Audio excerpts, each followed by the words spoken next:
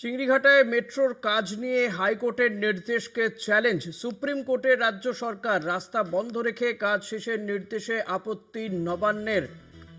চিংড়িঘাটায় সেখানে মেট্রো নিয়ে হাইকোর্টের নির্দেশকে চ্যালেঞ্জ।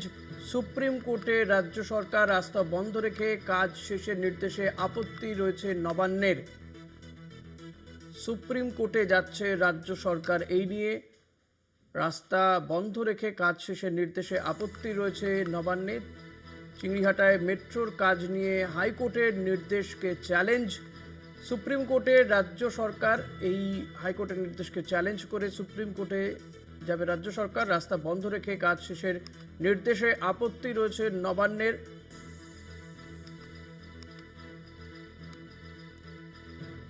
মেট্রোর কাজ নিয়ে টানাপোড়েন। পীযূষ কান্তি নাগ রয়েছে। পীযূষ, কি জানা যাচ্ছে এক্ষেত্রে?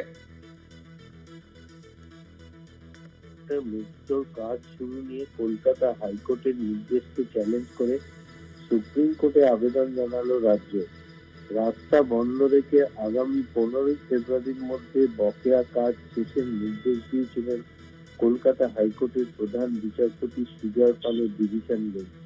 সেই নির্দেশকে চ্যালেঞ্জ জানিয়ে শীর্ষ আদালতে গেল রাজ্য।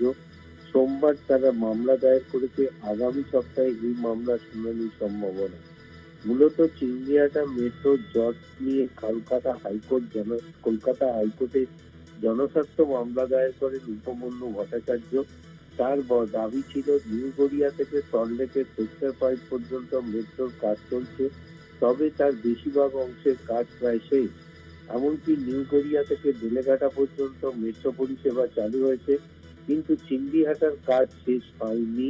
সেখানে 3টি খুঁটি বা পিলার, যেটি 316 বর্গমিটার এলাকায় তৈরি কাজ বাকি রয়েছে, সেগুলি নির্মাণ করলে অরেঞ্জ লাইনের কাজ শেষ হবে। তখন মেট্রো আবার সেক্টর 5 পর্যন্ত পৌঁছতে পারবে। কিন্তু রাজ্য পুলিশ এবং ট্রাফিক পুলিশের কাছ থেকে অনুমতি না পেলায় সেই বন্ধ হয়ে রয়েছে। এমনটাই দাবি নিয়ে কলকাতা হাইকোর্টের দ্বারস্থ হয়েছিল, যার প্রেক্ষিতে প্রধান বিচারপতির ডিভিশন বেঞ্চ 15 ফেব্রুয়ারির মধ্যে কাজ শেষের নির্দেশ দিয়েছিল।